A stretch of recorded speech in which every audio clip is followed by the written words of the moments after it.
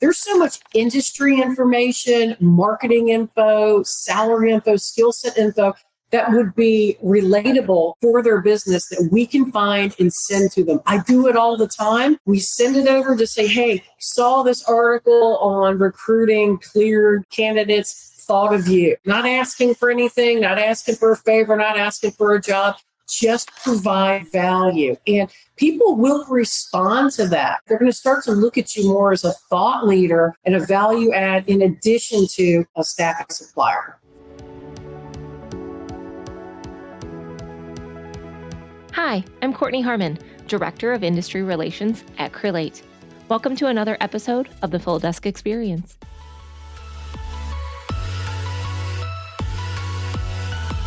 Hey guys, Kortney Harmon, host of FDE.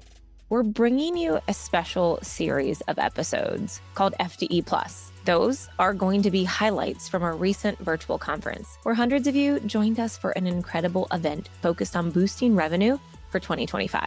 Each of these sessions is packed with valuable insights, expert discussions, and actionable strategies to help you drive growth in your business. Whether you missed the live event or want to revisit each session, we've got you covered. We're going to drop each of these 10 live events to wrap up our year and kick off the new year right. So let's dive into today's session and uncover the key takeaways that will propel your success in the coming year.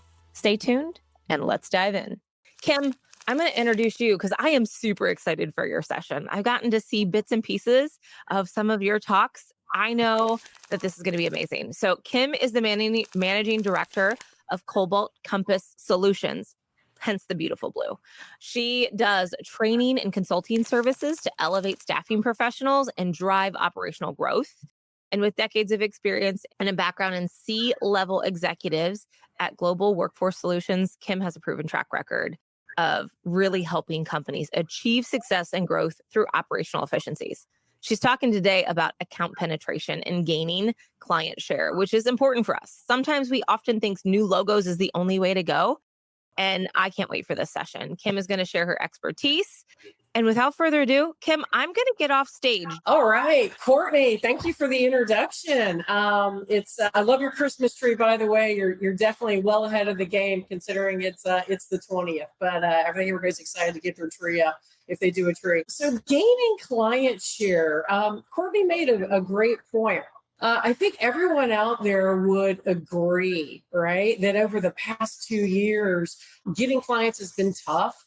And then the clients that we have, getting them and expanding them and penetrating them has also been, a tall order for us, right? We're going to try and make this as interactive as we possibly can. Let's dive right in. Real quick, in terms of who I am, why am I talking about this? So as Frank mentioned, been in the staffing industry many years, and worked for a global and a national firm.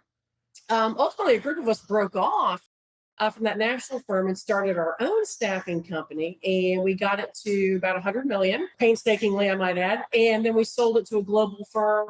I stuck around for quite a while after that, and all candor, did quite a bit of work in global accounts, strategic accounts, and also been in our kindred spirits because we both sold and or sell to the government space, which is quite unique. MSPs and quite a bit of SOW work. And today, as you mentioned, Kortney, do a lot of training for sales and recruiting teams, helping them up their performance and improve GP. So with that, I'm going to throw in a softball here. Why do we do client meetings, right? And this is kind of an easy wind up, but I kind of want you to reframe yourself, right?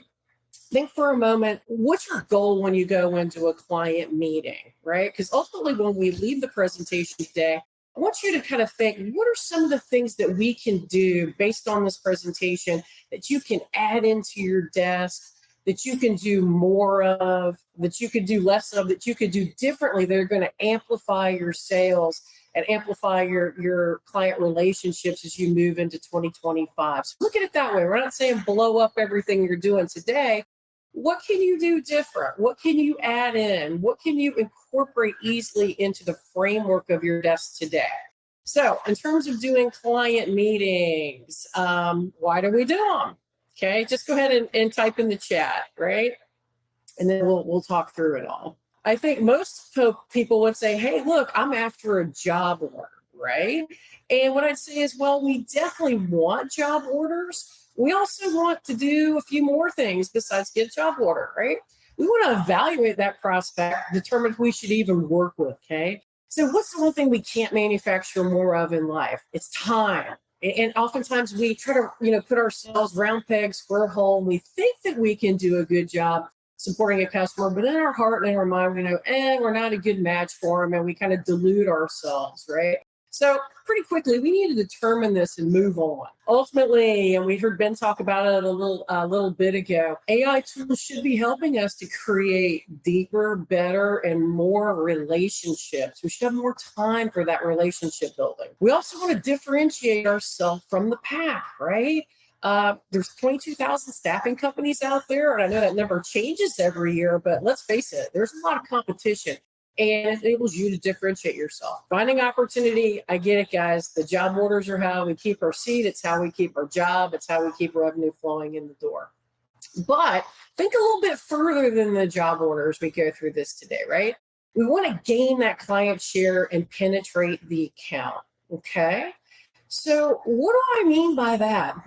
So when we have greater client share, we become actually less expendable to that customer and ultimately more relevant and more significant to them.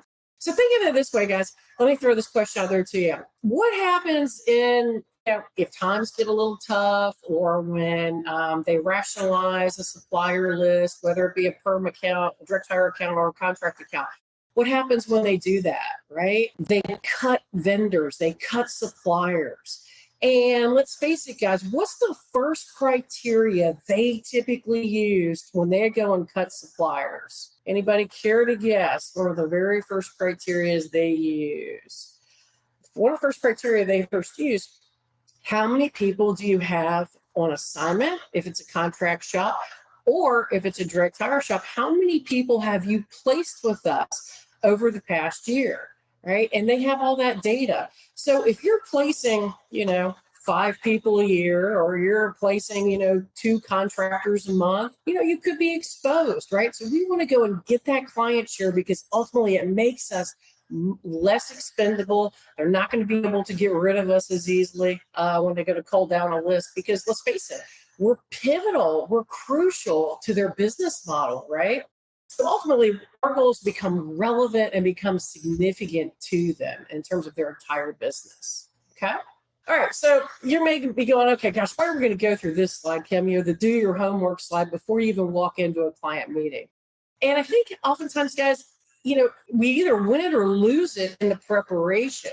We've probably seen, you can yes or no this in the chat, a lot of account managers that may meet with a client, they kind of go in, seat of the pants, guns blazing, and ultimately what happens, right? You may not crash and burn by not doing your homework, but I can almost guarantee you, you're not going to be able to go and have as good of conversations, as detailed of conversations, and you're probably going to miss out on a lot of opportunities and a lot of questions if you're not organized and you're not structured. So what are a couple things that you do? Just feel free to type in the chat when it comes to doing your homework, right? Before you go into a client meeting. When it comes to doing your homework, guys, first of all, know the history of the company, right? If you've done meetings with them in the past, if your colleagues done meetings, if they worked jobs, they made placements, always good to know the history, because let's face it, maybe there's a history there that, wasn't so good, or maybe something happened. It's something you need to be prepared for. Research them, know what they do, understand their business. And if there's anything I really want to highlight here, it's the ability to know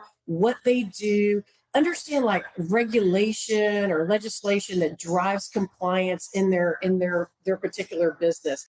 Because guys, today, think of it this way, our clients are looking for us to actually educate them, right? We're supposed to be not just giving placements, we have to educate them, lead them, and guide them. And we don't do that, or can't do that, if we don't understand their business. So what I'd say there to wrap that part up is become a specialist, right, in their industry. We want to be a specialist. We want to be a student of their industry, to where we know it backward and forward, to where we can help them through some of their issues.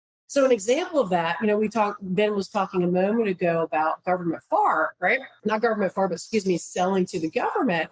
And in doing that as well, it's a very detailed type of business. And when you start to work with integrators, they really expect you to know things that are going to help them, right? Whether it be government FAR or how to find cleared resources, what paperwork has to be processed with the government, all those fun things. So net, become a specialist in whatever industry it is that you're doing to where people, your customers are going to turn to you for information, right? Okay. So, guys, what we're after here is we're trying to become, instead of just a vendor or a staffing supplier, right? Because what's vendor tell you? Think about in your mind. Vendor is like, it's kind of like a guy that sells me a car down at the car dealership, right? Or vendor, somebody that is delivering mail or something like that. We're trying to move up the chain from a vendor or supplier to gain advisor status, right? We want to become an advisor to them. Because guys, if we stay in this generalist category where we're all things to all people, jack of all trades, master of none, what happens is we become commoditized, right? And what happens when you become commoditized? You become expendable and your rates start to suffer, right? So if you're a generalist and you've been commoditized, I kind of call it, guys, the race to the bottom, right? In terms of your pricing and in terms of how they view you, okay? So again, guys, before you walk in, know the trends that are impacting their industries. We just talked about becoming an industry specialist. It's going to kind of set you apart and set the stage for building client share. Determine if a recruiter should attend with you.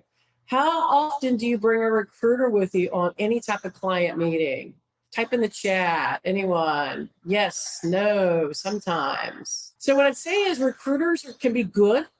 They can ask different questions. They can position us differently and provide a unique type of viewpoint that maybe we as sales folks don't think of, right? So if you're working a 180 desk and have a recruitment team, consider bringing your recruiters in when it makes sense, right? Make sure you understand all the locations and departments where you can provide service to them, right? Oftentimes it's hard for clients to fill roles in every city where they need to hire. And this could be a great differentiator if you're able to place people, say, in, Dallas, Texas, and your competition is struggling to provide there. So know all the locations before you go in. All right. So another thing when it comes to prep, guys, know your experience servicing similar companies and jobs. So let's say you're going in and it's a Java shop, right? Or it's a shop where they need a lot of IT security, cybersecurity people. Be able to go in and show your results placing those types of people and be able to quantify that, right? We gave a cybersecurity team of 15 people to company X. Here's what they did. Here's the result that they got, right? It's strong. It's basically akin to a testimonial, right? So understand what it is that you've done similarly for other clients that you can go and quantify and explain to this one, okay? Make sure you send that agenda out prior to the meeting. Pretty key to keep things on deck. If applicable, have candidate resumes with you, right? Some people don't bring them with them. And if it's a great opportunity for candidate marketing, we don't want to squander it. And maximizing our time to make sure we can get in front of many people while we're there on site, or even multiple people if it happens to be a video meeting, okay? All right, so now we've got all the prep stuff out of the way. Let's move on to the meat and potatoes of this, okay? What I'd say is, if you guys can't remember anything else out of this presentation, remember this slide, right? We get into this trap of comparing ourselves to ourselves and think we're doing a great job because we've got 20 people on assignment in a contract shop, or we've placed 10 people for the year and we think we're doing great. Then we ask the question in terms of, well, what's the whole piece of the pie, right? And then we learn our competition's got 100 billable contractors and they're placing, 48 direct hires a year. So know the entire piece of the pie. So what's the total agency spend for perm and contract for the department? And what's the total agency spend perm and contract for the organization, right? What do they spend on staffing in totality? Understand the totality number, right? That way you'll know where you fall. What are the total number of contractors in the company? and how many contractors are actually on the team. Pretty key to know, right? If you think you're doing great with 15 contractors and there's 100 of them out there, you're probably not doing so great. So understand totality, right? Total number of perm hires that happen from agencies. It's pretty key if you're doing direct hire, and what their departmental budget is. You may not want to be spending a ton of time with a department budget that's maybe 500,000 versus a departmental budget of a company that's maybe 30 million. Make sense? So anyone have any comments on this? How many of you are asking this currently today? Anybody asking these questions today to understand the total picture? My thoughts this: make sure you're asking. That way you're going to be able to go and compare yourselves to your competition and what's expected of you versus comparing yourself to yourself. Okay, let's move on to some more questions that can uncover greater client share. Guys, understand the structure of the department and team, right? What do they do? I can't tell you how many times I've worked with account managers and they'll come back with a job and the recruiter asks, well, what does that department do? What are they responsible for? And the account manager can't answer that question. So pretty pivotal key understanding what the team does, what the department does, how it fits into the company, right? Because it's going to help you be able to explain that to your candidates better and get them excited about the job, right? What are the skill sets or the certifications or licenses that they typically need, right? Do they need PMP certified people? Do they need, if you're on the healthcare side, is it RNs? What CPAs, what are the certifications and licenses that are actually needed? Do they have peak periods? Guys, this is a great opportunity, right? So oftentimes, like look in the healthcare space, they'll have peak periods in wintertime, say in Florida, when you have an exodus of snowbirds that come into the state and get sick and go to hospitals. But that's a great way to jump in and gain client share if you understand peak periods, especially if you're in finance and accounting, right? You can gear up for tax season. Okay. What are their top business initiatives, right, guys? Again, want us to think a little bit about not just constantly give me a job order, give me a job order, give me a job order.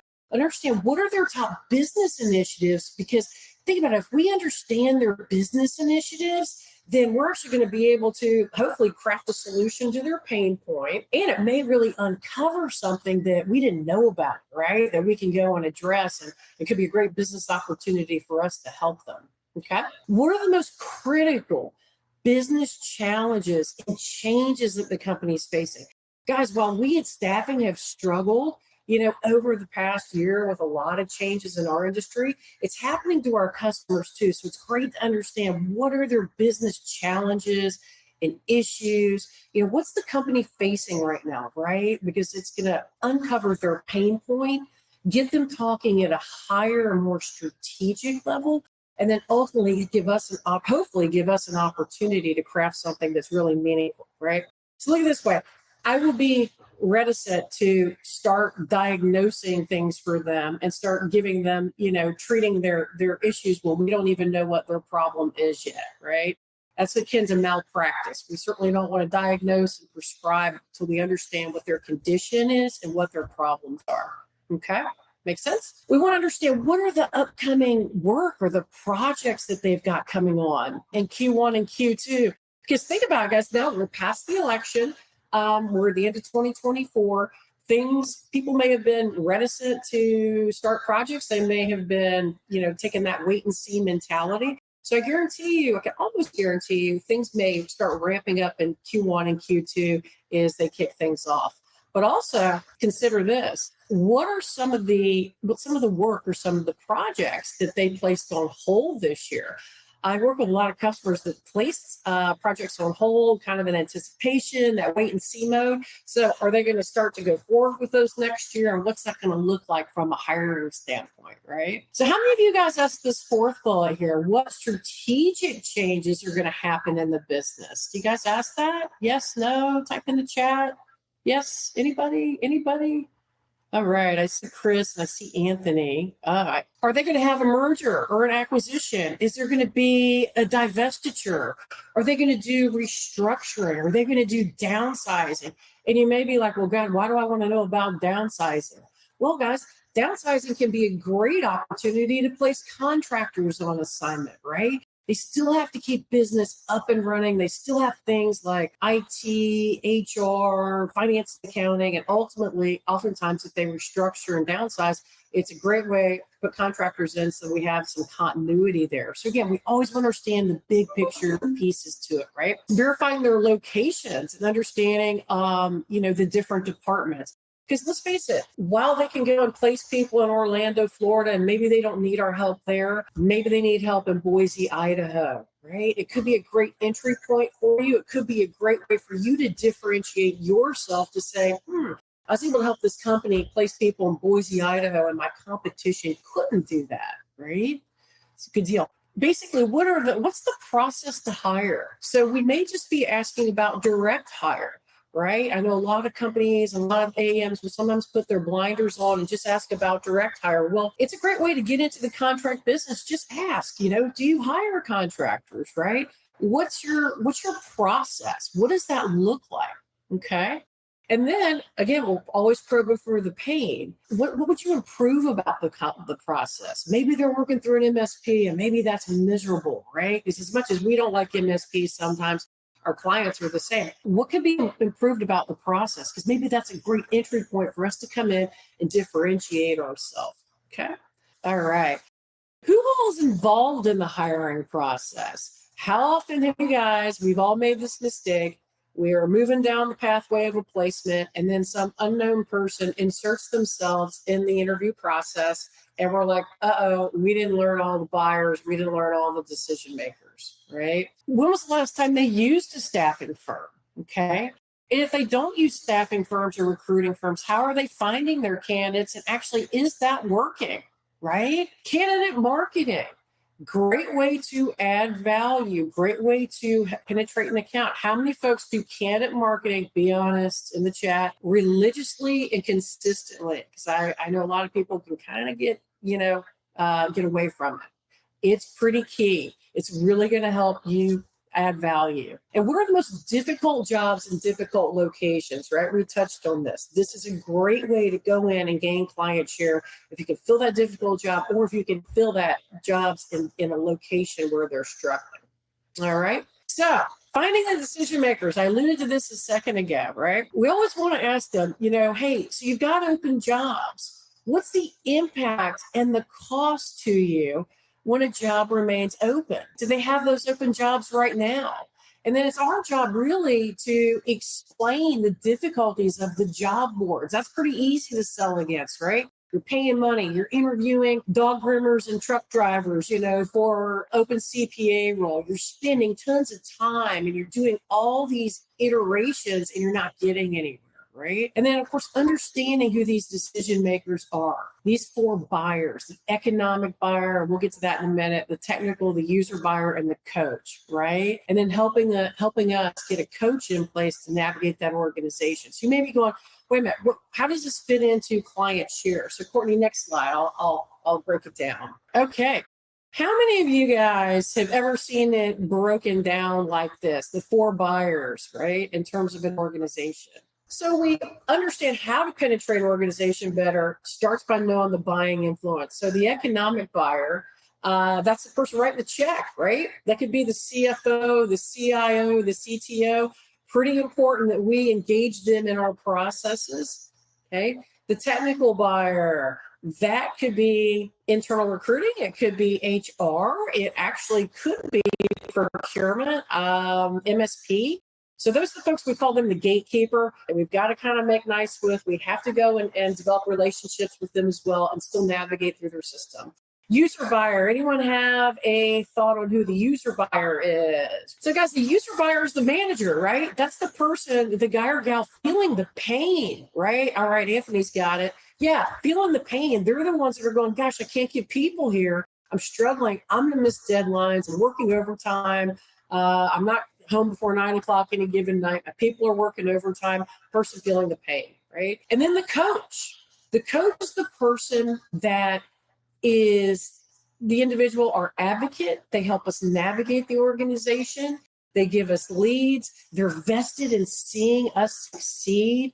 and they help us spread our solution and spread ourselves and our thoughts throughout the organization, right? And so, guys, I cover the buying influences because I want you to think about from the standpoint of, gosh, if I'm just chasing a job order and I'm just working with that user buyer, or I'm just working with that MSP, that technical buyer, I'm probably missing the boat, right? Because what happens if you're just working with the MSP or you're just working with internal recruiting? You could have a whole nother group of hiring happening with the economic buyer. Maybe the CIO or the CFO is doing project work. Maybe they're bringing in people via an SOW. Maybe they're hiring people, bringing a whole project team off of a work order, right? But you see, guys, we'll never penetrate an account if we don't know and ask these questions. If we just get stuck in that rut and only work with a hiring manager and only work, say, with like the MSP or procurement or internal recruiting, right?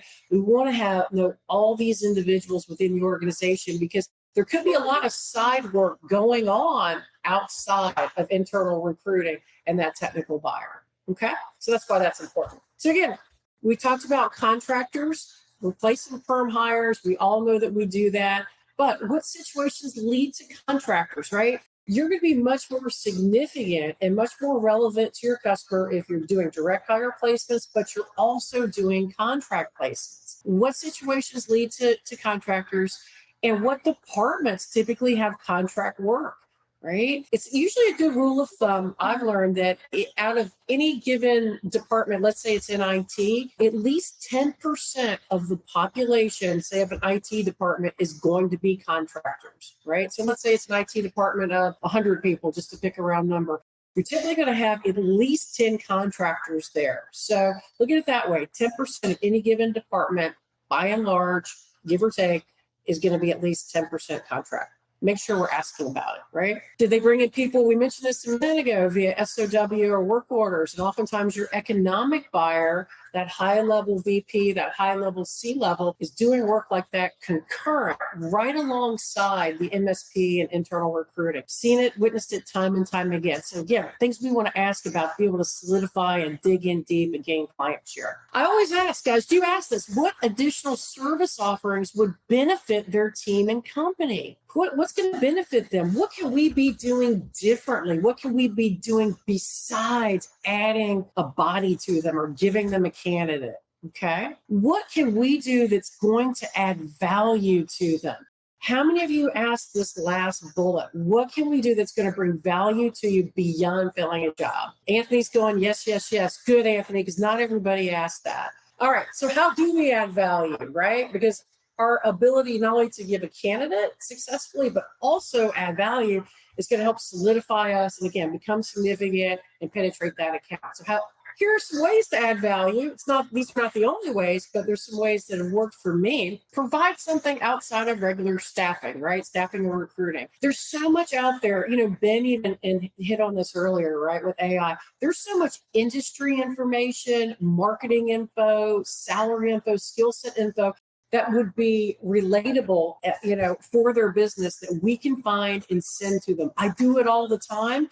And guys, we send it over to say, hey, saw this article on recruiting cleared candidates, thought of you, right? Not asking for anything, not asking for a favor, not asking for a job, just provide value. And people will respond to that, right? They're going to start to look at you more as a thought leader and a value add in addition to, a staffing supplier. Sign up with a daily newsletter for SHRM.org. They've got a lot of great information on SHRM.org and articles galore. And I'll pick and choose those. They have one recently, why is it so hard to find CPAs? And I'm like, oh, this is great for all finance and accounting customers, right? And CFOs out there. If you're in the IT space, Gartner, Wired, Computer Weekly are great sources for IT-related articles. So again, guys, it's free, it's easy. Go out there, sign up for a newsletter, comes into your inbox, quickly scan it. If you see something that's, relevant to your particular customer, go ahead, send that out to them. They're going to appreciate it. Provide a newsletter. I hope most companies are doing that these days. It's a great way to differentiate yourself and a great way, again, to show thought leadership and add value. Are you having company sponsored event, right? And invited them, or visited them on site lately? And that may sound like, well, of course, Kim, but so many companies right now, recruiting staffing companies, have gotten into that, still in that, I'll call it that COVID mode, right? Where they're doing things video, or they're doing things phone, or they're doing things email. When's the last time you showed your face out at a client and shook their hand, looked them in the eye? Because I can guarantee you're going to get so much more information. Don't be scarce, right? Out of sight is out of mind. Be on site.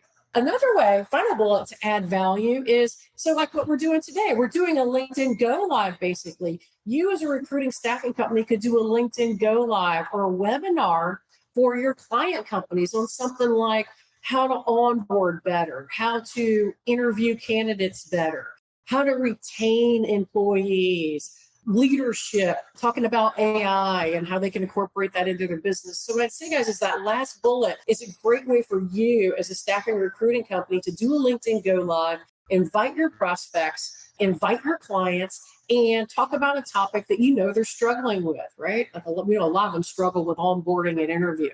Okay, a couple more ways to add value to our clients. All right. Okay. Have you asked them to be part of an article or a podcast or a blog lately? I was working with a company on Monday. They have a pretty darn good podcast. And I said, are you inviting your prospects on your podcast or some of your clients? And they looked at me and said, no, we're not doing that. We didn't think to do that. Great way to go and flatter your prospects, flatter your clients, and build that stickiness with them, putting them on a podcast, making them the center of an article or a blog, right? And then conversely to that, most recruiting companies have a blog. They have resources. They have articles that they publish on their website. If you're not using those as an account manager or a recruiter and sending those out to candidates and sending those out to clients, you're missing the boat. You're missing a really valuable tool there that you can provide. Send those articles out, right? We talked about video. Ben was talking about video. Personally, I just use Loom because it's quick, it's easy, and it's a great way to differentiate yourself, right? Using Loom, send a video if you can't be there in person. Sometimes it's a little bit more personal, of course, than a phone call. We mentioned candidate marketing. There's no value, guys, in me picking up the phone, calling a customer saying, or a prospect going, hey, it's Kim again. Hey, it's Denise again. Hey, it's Bob again. Have something of value to provide when you reach out, right? It's going to help you penetrate that account more. Candidate marketing is strong. It's showing them what's in it for them, right? Making peer introductions. How many of you guys have made peer introductions, right? Let's say you're working with a CTO. He's doing an Oracle implementation. He or she is struggling with that implementation. Have you made introductions to other CTOs within the industry that have gone through the same thing?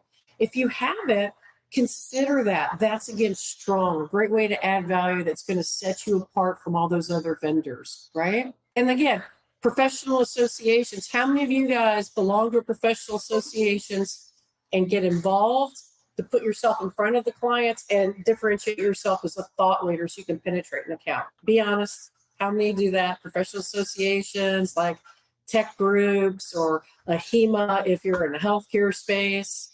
What I'd say is if you're not doing that for 2025, consider joining a professional association that is relevant to the type of people you place and get involved. It's going to put you in front of people, your clients and prospects so much quicker, and it's going to help you develop thought leadership and help you penetrate accounts much more quickly. Right?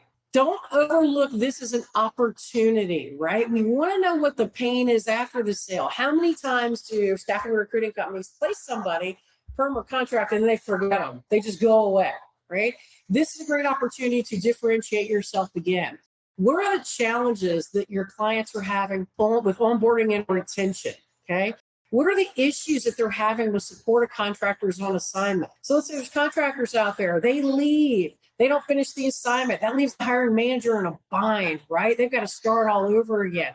Your competition is probably not doing this. And it's a great way for you to come in and be like, hey, this is what we do. We have a process in place for this. It's going to differentiate you and help you get more business, right? What could you do asking them the staffing firm could provide or recruiting firm could provide or do better than their current providers? I always ask this, right? And I want to know who their top recruitment partner is and why. Add that into your repertoire, guys. Again, if you get nothing out of this presentation, get the opportunity in totality and then ask these questions. Who's the top provider and why? What else can we be doing better than other staffing firms, right? Get feedback on your performance. Set up a process for feedback and set up a frequency for feedback. Otherwise, you're shooting in the dark and you could be missing a huge opportunity because you haven't asked, right? This is a great opportunity to ask about opportunities and ask about things that you could be doing that maybe you haven't been. Okay. So what we're trying to do, guys, gain client share by knowing the entire opportunity in totality and providing them our full set of services, right? Maybe you just do IT, but maybe you do IT, finance and accounting, healthcare, light industrial, whatever it is, cross-sell, and then offer up contract to hire, direct hire perm placement, SOW, hiring people off work orders. So again, think about the total experience, right? The total of everything you could be doing. All right. Mapping a consistent process, right? How oftentimes do we have a great process in sales and recruiting, and then in our back office, the wheels fall off, and that can kind of create a really negative experience in terms of our clients. Map out a client experience, map out a process from sales all the way through recruiting to delivery to back office billing and collections, right? We want that to be smooth too. We don't want to forget about that. If that's rocky, that's not going to bode well for us. If we do that better than our competition, it enables us to go in and penetrate that account better. Couple things here. We always want to ask who else, right? Asking for introductions of peers. And if they can't physically introduce us, can they write an email? And then ultimately let's us write the email for them. Again, always asking who else can we meet and getting those introductions, getting those referrals. And with that, how many people are still doing org charts? Admit it. Some people are not. Admit it. Okay, guys. Try to incorporate this in for 2025. Ask for an org chart, obtain a hard copy or electronic, take a photo, build out these org charts, right? LinkedIn is great, but it's not an org chart. It's not going to help us identify every single department and the hierarchy. So start to build those org charts out, because what it's going to do is expose to you where you're missing out and what departments you're not in, or maybe you're in application development, but you totally forgot about network and infrastructure, right, at an IT client. So again, the org chart's key. Start to challenge yourself to put those together again. Write them, take pictures, whatever it is, just get going on them, right? It's an iterative thing. And then finally, guys, we always want to close the meeting the right way, right?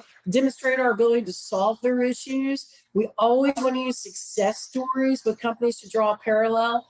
Set the expectation we're going to candidate market, right? And then always set the next future interaction on the calendar, okay? And summarize action items that you have together, right? I've been guilty of this. Sometimes you can leave a client meeting and go, wait a minute, what just happened here? What am I supposed to do next? Or what was our follow-up plan? Look at these final two bullets, guys. Challenge yourself. Set that next meeting while you're in the current meeting. So you're not chasing them down 3 months from now, right? Challenge yourself to do that. And summarize the action items together with them. What are you going to do when you walk out of this meeting, and what are they going to do? What are you responsible for? So that way you show up, you deliver, and you don't leave them hanging with some action to do item that didn't get done. Okay? And that's it. So guys, I really want to just challenge you to, the only difference between a rut and a hole, the only difference between a grave and a rut is the size of the hole, right? I know that may sound kind of morbid, but the point is, if we do things the same way that we've always done them as we go into 2025 and make 1 or 2 placements in an account, whether it be contract or perm, we're really, really giving up a lot of opportunity for gaining client share. So again, pick out 2, 3, 4 things from this presentation that you can implement and start to ask and do on your desk today. And I guarantee it will pay dividends for you in next year. Kortney, thank you for handling the technical difficulties of sharing. I got you. It was good. There was a lot of questions about the questions that you were asking. So we're going to send that out in the deck. So thank you, Kim. What great information. What good. I mean, sometimes we just get on the phone and we forget what we have to ask, or, we don't ask the right questions. So what you provided was really a great framework for people to ensure that they're doing the best they can. So thank you so much. We greatly appreciate you. You were amazing. And thank you for your time. if you missed any part of it. Don't forget to subscribe to our show so you don't miss anything upcoming. And if you like this valuable content, if you enjoyed this episode, please feel free to share it with your network and leave us a review on your favorite podcast platform. We'd love to hear your thoughts. Together, we're building a community of growth and learning. Until next time.